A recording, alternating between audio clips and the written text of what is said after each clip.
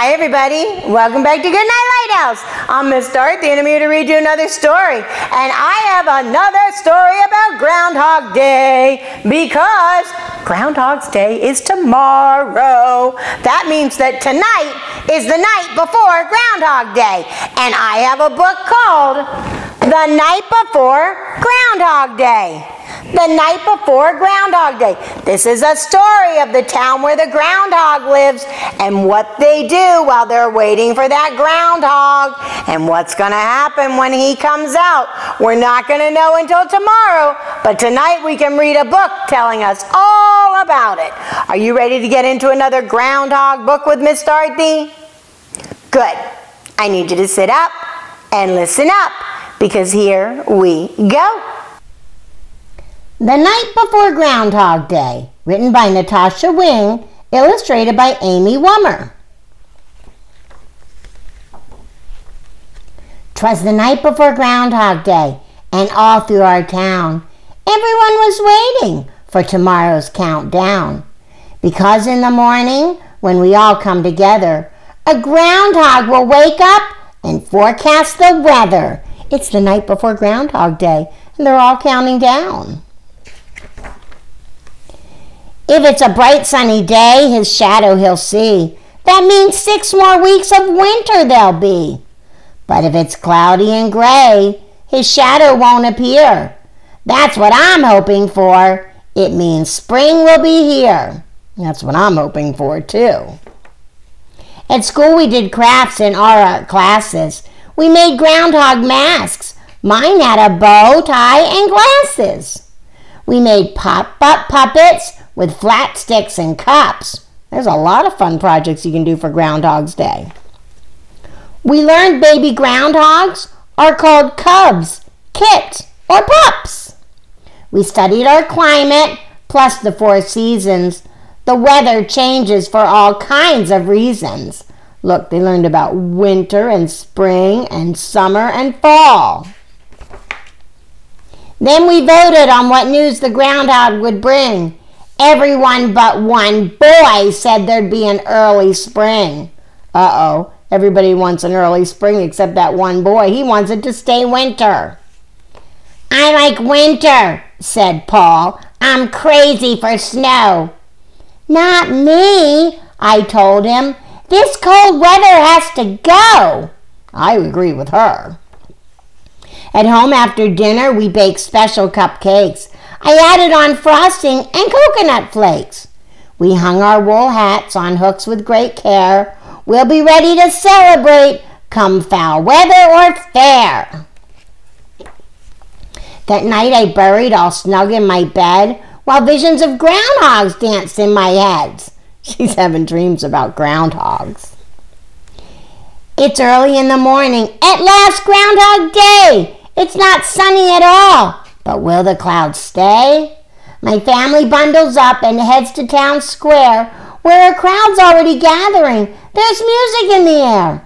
Everybody's going into town to see what happens on Groundhog Day. The band starts playing a Groundhog Day song. When it comes to the chorus, the crowd sings along. I look up in the sky. Oh no, the sun's coming out. Come back, clouds, I beg with a shout. Excuse me, says a news reporter. What's your prediction? Spring, no winter, he reports. We have a contradiction. She wants spring, he wants winter.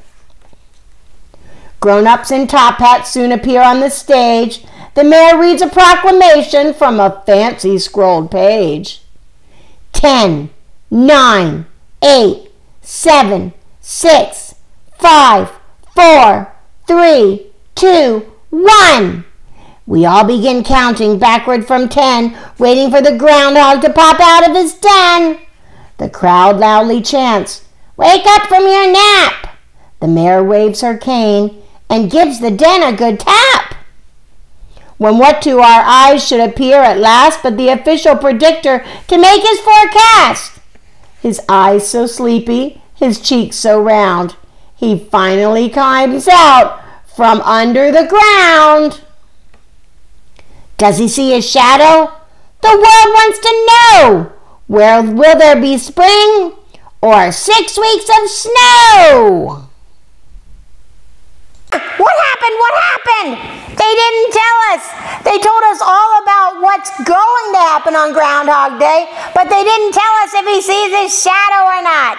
I guess we're going to have to get up tomorrow morning and find out. Is it going to be 6 more weeks of winter, or is it going to be an early spring?